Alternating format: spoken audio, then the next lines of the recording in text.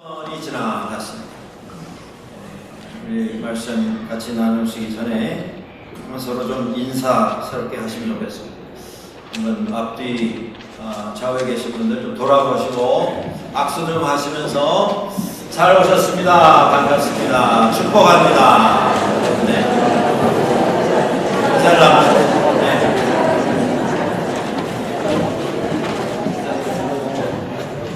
귀하고 복된 좋은 주일날입니다.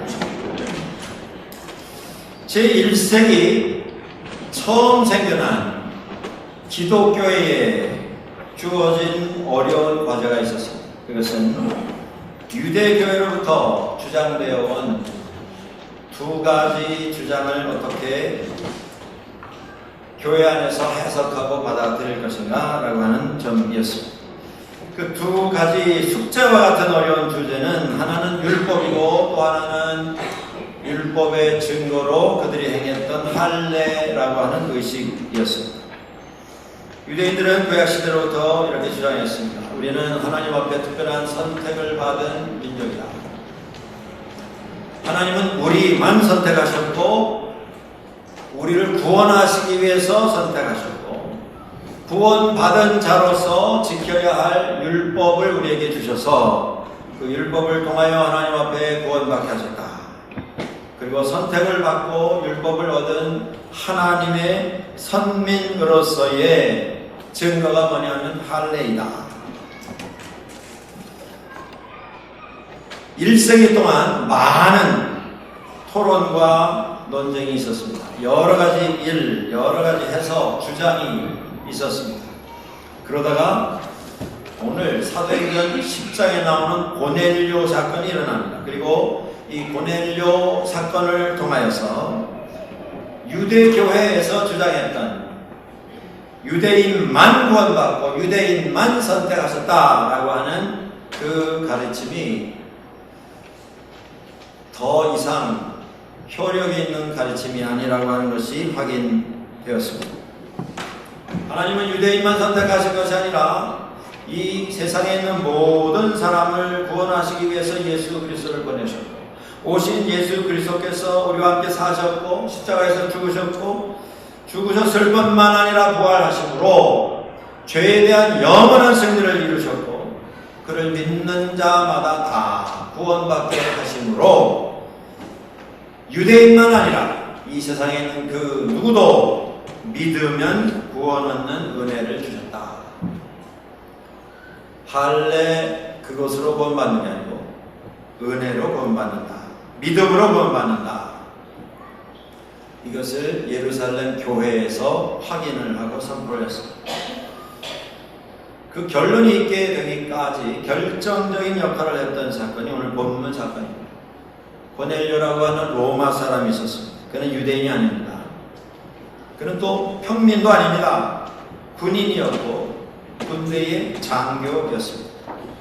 그런데 그가 예수 믿게 되었습니다. 그가 세례받았습니다. 그가 하나님의 은혜로 성령의 충만함을 입게 되었습니다. 베드로가 예루살렘 외에 나가서 이 일을 보고하면서 한 말이 있습니다. 내가 하나님의 말씀을 선포했을 때 그 위에 성령께서 하나님께서 우리에게 허락해 주셨던 똑같은 성령께서 임하시는 것을 보고 이것은 하나님께서 하시는 일이다 라는 것을 확신했고 그 확신 속에서 내가 그들에게 세례를 주었노라. 그러면서 유명한 선언을 합니다. 사람이 무엇이건대 하나님을 맡겠느냐? 그렇습니다. 그것이 하나님의 뜻이었습니다. 그렇게 시작된 이방인들에 대한 예수 그리스도의 복음 전도가 점점 멀리 퍼져나갔고 2000년 후에 제일 마지막 때에 우리 조국 대한민국 한반도에도 복음이 들어왔습니다. 제일 복음의 역사 끝에 이 일로부터 시작된 이방인들에 대한 복음 전도로 인하여서 오늘 우리들도 예수 믿게 된 것이고 우리도 이 자리에 예배하러 나올 수 있게 된 것입니다. 그렇기 때문에 이 고넬료 사건은 기독교회의 역사의 방향을 결정하는 아주 중요한 사건이 됩니다. 이 사건의 한복판에 서 있는 이 고넬료라고 하는 위인, 그에 대해서 성경은 이전에 그가 경건한 사람이었다 이렇게 말합니다. 신기한 것은 그는 로마인이었습니다. 로마에 살지도 않고 멀리 유대 땅에 이스라엘의 점령군 장교로 나와서 근무하던 이스라엘 사람과는 전혀 관계가 없는 사람이었어요. 그런데 그가 베드로를 만나기 전에 이미 구약의 예배, 구약의 신앙, 하나님을 믿는 경건한 생활을 하고 있었습니다. 그냥 어느 동네에 장교로 살고 있었던 고넬료라고 하는 사람을 하나님께서 어느 날 무작위로 선택하셔서 이방인을 향한 복음의 물꼬를 터신 것이 아니고 그가 삶을 통해서 준비해 오던 그런 과정에 있었던 사람이고 그가 경건을 통해서 하나님 앞에 기억되신 바 되는 그런 생활을 해오다가 하나님 앞에 은혜를 입고 놀라운 역사의 시작을 알리는 이런 인물로 선택을 받은 것입니다. 그가 경건했습니다. 여러분, 우리도 다 경건을 추구합니다. 경건을 통해서 하나님 앞에 나아가기를 소원하고 있습니다. 그런데 과연 이 경건이라고 하는 것이 무엇이냐 하는 것입니다. 우리가 경건의 삶을 추구를 하는데 우리가 추구하는 그 경건의 모습은 어떤 모습입니까? 우리를 바라보고 있는 사람들이 우리를 보면서 어떻게 말하고 어떻게 평가하고 있느냐라는 것입니다. 고넬료가 경건한 삶을 살았는데 그 경건의 모습을 통해서 교훈을 좀 찾아보기를 소원합니다. 2절을 한번 다시 보겠습니다. 그가 한번 소리내서 다시 보시겠습니다. 그가 경건하여 온 지방과 더불어 하나님을 경외하며 백성을 많이 구제하고 하나님께 항상 기도하더니 고넬료에게 있어서 경건의 가장 기본적인 모습은 기도하는 삶이었습니다. 2절 제일 끝에서부터 한번 기억을 해보시기 바랍니다. 기도를 하되 항상 기도했습니다. 데살로니가 5장 17절 말씀을 기억합니다. 쉬지 말고 기도하라. 기도가 무엇입니까? 기도는 하나님과의 대화입니다. 기도를 통해서 우리들은 이 세상에 살고 있지만 이 세상 속에 서 있으나 세상에 속한 사람은 아닌 특별한 삶을 경험하게 됩니다. 기도를 통해서 우리는 하나님의 생각 속으로 걸어 들어갑니다. 기도를 통해서 우리는 하나님의 마음 속으로 들어가게 됩니다. 하나님의 뜻이 무엇인가를 알게 됩니다. 이 세상에 발을 붙이고 살고 있지만 기도하면서 우리는 하나님의 차원, 하나님의 세상으로 걸어 들어가게 되는 것입니다. 여러분들이 자주 듣는 말씀 가운데 이런 말씀이 있습니다. 모든 것이 기도에서 시작됩니다. 우리가 경건을 추구하고 있는데 그 경건의 가장 기본적이고 가장 중요한 것이 기도 생활입니다. 경건을 추구하는 우리의 기도의 삶의 모습은 어떤 모습입니까? 하나님의 뜻을 알기 위해서 우리는 고넬료처럼 항상 무엇에든지 쉬지 말고 기도하는 일을 해야 합니다. 내 뜻이 아니라 주님의 뜻을 찾기 위한 것입니다. 기도가 무슨 예배 시간의 한 순서로 교회에 와서 가지는 한 순서로 이렇게 지나가 버리는 그런 삶이 되고 있지는 않습니다. 유럽의 오래된 수도원 몇 곳을 방문하는 중에 프란체스칸 수도회에 속한 수도원에 가서 거기 적혀있는 표를 본 적이 있습니다. 그 표가 이렇게 되어 있습니다. 기도하고 일하고 일하고 기도하고 인생 살면서 우리가 추구해야 할 일이 두 가지인데, 하나는 하나님께서 내게 맡기신 일을 감당하는 것이고, 나머지는 기도하는 것이다. 현대인의 삶은 너무나 많은 주제로 조각이 나 있습니다. 너무나 많은 관심사로 여러 갈래로 찢겨 있습니다. 그래서 기도하기가 힘들다라고 고백하는 소리를 많이 듣습니다. 너무 바쁘고 너무 복잡하고 피곤해서 기도할 수가 없다, 이렇게 말합니다. 너무 바쁘고 너무 복잡하기 때문에 기도해야 할 터인데 너무 바빠서 기도할 수 없다, 이런 말이 나오고 있습니다. 기도가 시간 남을 때 하는 것이라고 생각하면 우리는 아마 평생 기도는 할 수가 없게 될 것입니다. 유대인들은 시간을 정해서 했습니다. 3번 시간을 정해서 했습니다. 회교 안에서 무슬림들은 기도를 하루에 5번 합니다. 시간을 정해서. 유대인들이 3번 하는데 우리는 5번 한다. 여러분, 중요한 것은 몇 번 하느냐, 그게 중요한 게 아닐 것입니다. 제가 오래전에 이스라엘 성지순례 단체로 가면서 비행기 안에서 이런 경험을 했습니다. 밤을 새고 비행기가 날아가고 있는데 한밤중에 일어나서 걷는 중에 보니까 어떤 한 분이 비행기 저 뒤쪽에 있는 비상구 앞에 깜깜한데 혼자 서가지고 계속 이러고 있어요. 가까이 가서 보니까 머리에 모자를 쓰고 여기저기 천을 감고 이렇게 하고 있는 모습이 경건파 유대인이었습니다. 저분이 뭘 하는가? 유대인들, 예루살렘 시간으로 유대인들의 기도 시간이 되었기 때문에 저 공중 10km 상공에서 예루살렘을 향해서 돌아서서 시간을 지켜서 지금 기도하고 있는 것이었습니다. 그때 제가 좀 깨달은 게 있습니다. 몇 번을 하느냐, 그래서 제가 감동을 받은 게 아니고, 기도할 때는 방향을 꼭 예루살렘 쪽으로 돌아서야만 유효하다, 그것 때문에 도전받은 것이 아니고, 기도가 저렇게 중요하다라고 하는 그 생각, 그 태도, 우리 기독교인들에게 이런 모습이 아직도 생생히 살아있는가, 그것 때문에 도전을 받은 때가 있었습니다. 여러분들, 경건의 참된 모습은 기도입니다.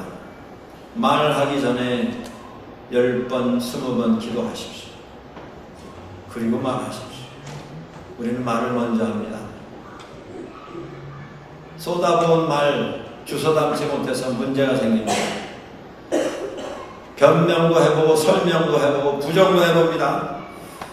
그런데 해결되지 않아서 점점 복잡해지고 문제가 커지고 많은 사람들이 그 일 때문에 상처받게 되면 그제서 기도를 시작합니다. 행동도 그렇지 않습니다. 일단 행동하고 봅니다. 10번, 20번 기도가 먼저 앞서야 합니다. 하나님의 생각을 알고 내 뜻 아니라 주님의 뜻을 안 다음에 하나님께서 허락하신다라고 하는 확신이 있을 때에 무슨 말이든 우리가 할 수 있어야 하겠고 무슨 행동이든 할 수 있어야 할 것입니다.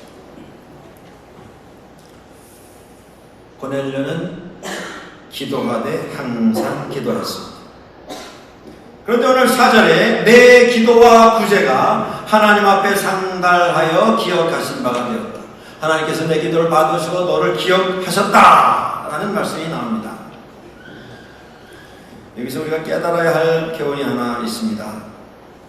그의 기도와 함께 그의 구제라고 하는 남을 돕는 선행이 같이 병행이 되고 있다고 하는 것입니다. 오늘 우리 기독교인들의 문제는 하나님 앞에서 기도하는 일을 열심히 합니다. 밤을 새기도 하고 식사를 거르면서도 기도합니다. 기간을 정해서도 기도하고 특별한 제목을 정해서도 기도합니다. 우리 한국교회에 이러한 기도에 열정이 있습니다. 그런데 오늘 고넬료에게서 배우는 것은 무엇이냐면 그는 기도만 항상 했던 것이 아니라 그는 구제 또한 많이 한 사람이었다라고 하는 것입니다. 기도 생활과 기도의 결과로 남을 돕는 구제 생활을 경험해야 했다고 하는 것입니다. 여러분, 이 두 개가 별개의 것이 아니라 하나로 연결되어 있음을 우리는 기억할 필요가 있습니다. 믿음은 내가 행한 만큼만 내 것이 됩니다. 성경을 100독, 200독을 하고 성경을 다 암송을 하고 거기에 나오는 모든 단어와 문장의 뜻과 역사적인 배경, 학문적인 설명을 다 할 수 있다 할지라도 그 아는 것, 그것으로 나의 신앙이 완성되는 것이 아니라 작은 부분일지라도 내가 실천하는 그 부분만 나의 신앙이 된다는 이런 말씀입니다. 중요한 게 이것입니다. 우리가 예수 믿는 것 무엇을 아느냐? 성경 어느 장, 어느 구절에 몇 번째 나오는 단어가 무슨 뜻인가? 무엇을 아느냐? 그것이 신앙의 주제가 아닙니다. 누구를 아느냐? 그게 중요합니다. 성경의 내용을 아는 게 아니고 성경의 주인이신 예수 그리스도를 아는 것, 그것이 우리가 구원받는 길입니다. 마찬가지로 신앙생활 속에서 우리가 무엇을 했느냐, 무엇을 소유했느냐, 무엇을 경험했느냐, 그게 중요한 게 아니라 그렇게 알고 그렇게 경험한 사람으로 어떻게 지금 살고 있느냐, 그게 의미 있는 것이 아니겠습니까? 야고보 사도가 이야기한 것처럼 2장 17절, 야고보서 2장 17절에 나오는 말씀처럼 행함이 없는 믿음은 그 자체가 죽은 것이라. 현대인의 기도의 문제는 무엇입니까? 기도가 하나님과 나와 독대하여 대화하고 하나님의 생각을 알고 하나님의 뜻을 발견하는 거룩한 체험인데, 문제는 그것이 나 하나의 체험에서 끝이 난다고 하는데 문제가 있습니다. 기도 속의 깨달음을 가지고 내 자신에 대한 새로운 발견을 합니다. 그런데 그렇게 깊은 기도 속의 은혜를 체험하고 일어나는 순간 우리는 늘 살아왔던 내 삶의 현장으로 되돌아 들어가고, 거기서 내가 10년, 20년 아니 평생을 지니고 살아왔던 내 모습 다시 준비하여 입고 내가 해왔던 방식으로 다시 그렇게 살아간다. 그것이 문제입니다. 기도는 있는데 기도를 통해서 하나님께서 깨닫게 해주신 행함은 동반되지 못하는 경우가 너무 많다고 하는 것입니다. 고넬료는 구제하되 성경은 말합니다. 많이 구제했다. 우리가 아는 것처럼 그는 유대인이 아닙니다.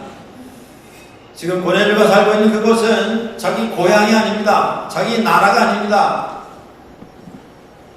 종교도 다르고 종교적인 우월감 가운데 로마 사람 보기를 벌레 쳐다보듯 하는 유대인들의 그 차별로 가득 차 있는 사회 속에서 유대인의 미움을 받으면서 우리 나라를 점령하고 우리에게서 모든 것을 뺏어가는 저 로마 군인들 어떻게 하면 몰아낼 건가, 증오의 대상이 되어 있는 이런 환경 속에서 그는 살고 있었습니다. 그런데 그 환경 속에서 그는 구제를 하되 많이 했습니다. 사도행전 10장 22절에 이렇게 나옵니다. 저희가 대답하되 백부장 고넬료는 의인이요 하나님을 경외하는 자라 유대 온 족속이 칭찬하더니. 우리의 경건의 모습은 어떠합니까? 기도는 열심히 하는데, 그래서 마음에 평화가 있는데, 은혜가 충만한데 그 은혜가 그냥 내 안에서 머물고 절대 밖으로는 나가지 아니하는, 절대 누구와 나누어 줄 수 없는 내 것으로 전용하고 마는 이런 모습에서 끝나고 있지는 않습니다. 그는 로마인 유대인을 가르지 않았습니다. 그는 로마냐 이스라엘이냐 그걸 가지고 기준으로 삼지 않았습니다. 하나님께서 주신 상황 속에서 자기가 감당해야 할 일을 한 것입니다. 참된 경건은 기도 그리고 사랑 두 가지가 겸비된 것입니다. 사람들이 다 내가 교회에 열심히 나가고 있다고 하는데 이민원 이후로 거의 예외 없이 매주 교회 가서 예배 드리고 온다라는 걸 알고 있는데 나를 알고 있는 그 수많은 사람 가운데 내가 저분에게서 정말 이런 은혜를 얻은 적이 있다. 이런 은혜를 받은 적이 있다. 라고 고백할 수 있는 사람이 한 사람도 없다면 뭔가 잘못된 것입니다. 사도행전 20장 35절에 이런 말씀이 있습니다. 범사에 여러분에게 모본을 보여 준 바와 같이 수고하여 약한 사람을 돕고 또 주 예수께서 친히 말씀하신 바 주는 것이 받는 것보다 복이 있다 하심을 기억하여야 할지니라.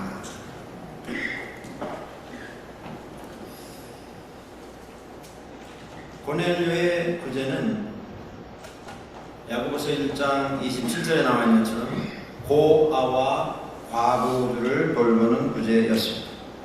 그렇다고 고넬료가 고아 혼자 된 여인들만 선별적으로 구제했다 그런 뜻은 아닙니다. 구제의 정신을 보여주는 모습입니다. 다시 말씀드려서 고아와 과부 이 사람들은 무엇을 베풀어도 다시 돌아올 것은 아무것도 없는 구제의 대상들입니다. 우리가 무엇을 베풀 때에 우리는 항상 계산을 합니다. 이 사람이 나하고 무슨 관계인가? 무슨 상관인가? 나하고 얼마나 가까운가? 이 사람이 어느 나라 사람인가? 우리 교회와 무슨 상관인가? 이 모든 복잡한 과정을 다 점검하고 확인한 다음에 확신이 생겨야만 돕습니다. 돕는 걸 내가 결정한다 그 말씀입니다. 도움을 받아야 할 사람이 있기 때문에 돕는 게 아니고 내 마음에 들어야 구제를 한다고 말씀입니다. 고아와 과부 도움을 필요로 하는 사람이기에 아무 계산 없이 무엇을 기대하고 반대급부로 나중에 이러한 것을 반드시 나에게 되갚으리라 이 계산 속에서 하는 구제가 아니고 주님의 이름으로 베푼 것입니다. 경건은 하나는 하나님을 경외하는 것이고 또 하나는 이웃을 사랑하는 것입니다. 우리는 어떻게 하고 있습니까? 우리의 경건의 모습은 어떠합니까? 수십 년 신앙생활했고 교회의 모든 것을 다 알고 있고 성경에 박식하고 많은 것을 경험을 했는데 그 누구와도 나의 시간과 나의 물질을 주님의 이름으로 나누어 본 적이 없는 이 모습이라면 우리는 다시 생각을 해야 한다는 말씀입니다. 항상 기도했습니다. 구제하되 많이 했습니다. 구분 없이 했습니다. 다른 속셈 없이 말씀을 줬자 그렇게 했습니다. 2절 처음에 이런 말씀이 나옵니다. 그가 경건하여 온 집으로 더불어 하나님을 경외했다. 하나님을 예배했다. 하나님을 하나님으로 예배했다. 그런 말씀입니다. 거기 붙어있는 수식어가 도전이 됩니다. 온 집으로 더불어 그렇게 했다. 여러분들 전도 가운데 가장 힘든 전도가 무엇입니까? 가족 전도 아닙니까? 가족 전도. 해보신 분들은 아실 것입니다. 참 쉽지 않습니다. 쉽지 않은 이유가 무엇입니까? 너무 서로를 잘 알기 때문에. 잘못 전하다가는 돌아오는 말이 있습니다. 자꾸 나한테 이러지 말고 너나 잘해라. 너나 잘해라. 그 얘기가 왜 나옵니까? 내 삶을 다 지켜본 집안 사람이 할 수 있는 말이 아니겠습니까? 고넬료가 온 집으로 더불어 하나님 믿고 하나님 예배하는 생활을 할 수 있었던 이유는 무엇입니까? 그가 군대 장교이기 때문에 집안에서도 통솔권을 행사해서 식구들이 다 순종 복종하도록 만들었기 때문입니까? 오늘 본문에 보니까 종들 둘, 또 부하 가운데 한 사람, 다 신실하고 경건한 생활을 하던 사람들을 베드로를 초청하기 위해서 뽑아서 보냅니다. 놀라운 것은 고넬료는 자기 아내와 아들, 딸들, 집안 사람들뿐이 아니고 종들까지도 신앙생활하고 있었어요. 부하들까지도 신앙생활하고 있었어요.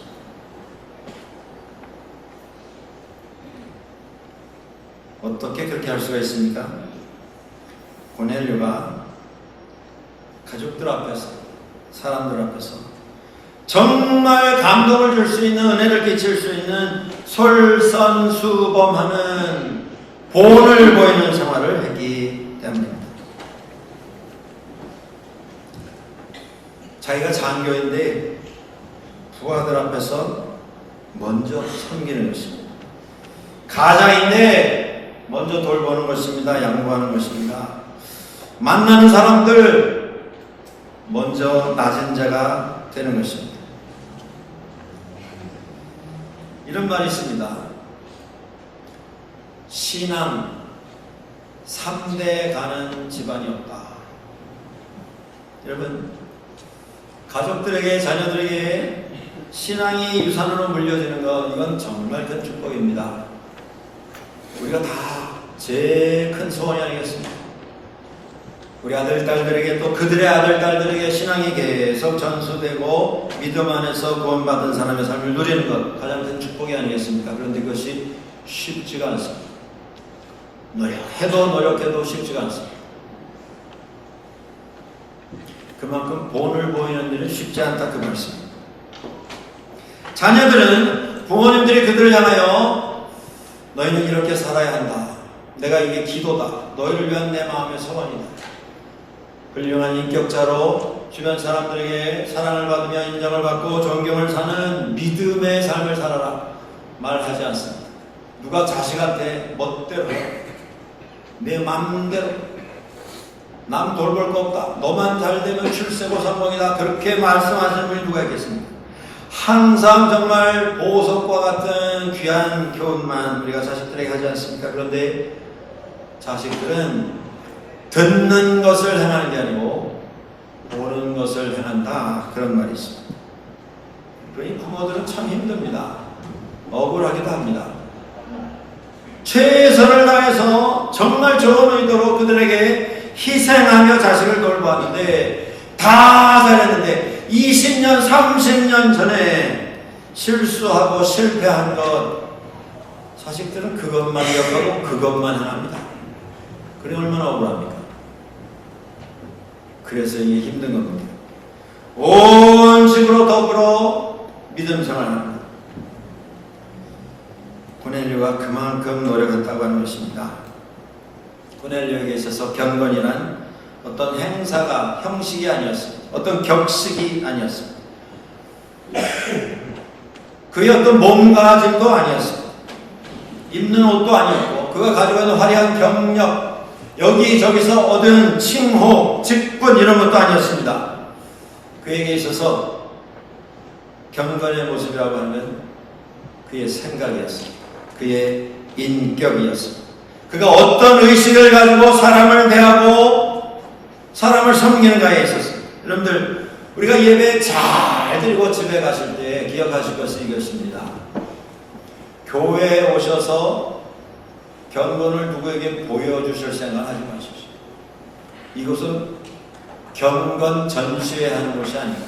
나는 이만큼 거룩한 삶을 살고 있다. 그건 여기서 하실 일이 아닙니다. 이 교회당을 떠나는 순간부터 우리가 세상을 향해서 해야 할 일입니다. 여기서 그걸 하는 게 아닙니다. 나는 이렇게 경건하다. 그러니 나를 알아야 하고 나를 인정해야 하고 나는 대접받아야 마땅하다. 교회는 그곳을 하는 곳이 아닙니다. 그건 세상에 나가서 우리가 해야 합니다. 근데 우리는 거꾸로 합니다. 교회 오면 교회에서 대접받기를 원합니다. 인정받기를 원합니다. 우리 교회에 나만큼 경건하게 생활하려고 노력하는 사람 누가 있는가? 교회는 예배하는 곳이지 그거 자랑하는 곳이 아닙니다. 증명하시려면 세상에 나가서 우리가 그 일을 해야 합니다.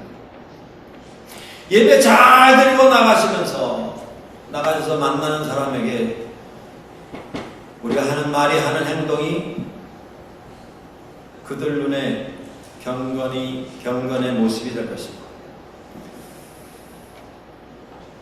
내가 물건 사러 가서 그 매장에서 일하는 사람에게 하는 말 한마디가 나의 경건의 모습입니다. 그들에게 하는 행동, 나의 태도가 나의 경건의 수준입니다. 식사하러 식당에 가셔서 그곳에서 일하는 사람에게 우리가 어떻게 그들을 대하고 그들을 섬기는가? 당연히 내가 돈 내는데 내가 대접받아야 될 거 아닙니까? 그 생각 가지고는 우리는 경건의 모습을 다른 사람들에게 전할 수가 없게 될 것입니다. 경건은 무엇입니까? 악을 미워하는 것입니다. 교만과 거만과 악한 행실과 패역한 일을 싫어하시는 하나님의 말씀을 기억하고 그러한 것들을 내 삶에서 다 제외하는 삶, 그게 경건입니다. 사람들에게 감동을 줄 수 있는 삶, 그것이 경건입니다. 무엇을 해야 되는 게 아니고 그렇게 사는 것, 그게 경건이라는 말씀입니다. 나는 교회에서 이런 직분도 해봤고 저런 직분도 누렸고 이런 책임도 저런 책임도 내가 감당한 적이 있다. 경건의 모습은 그게 아니고 그 칭호, 그 직분, 그것이 경건의 모습이 아니라 그것을 경험한 사람으로 내가 어떻게 사느냐, 살아가는 모습이 경건의 모습입니다.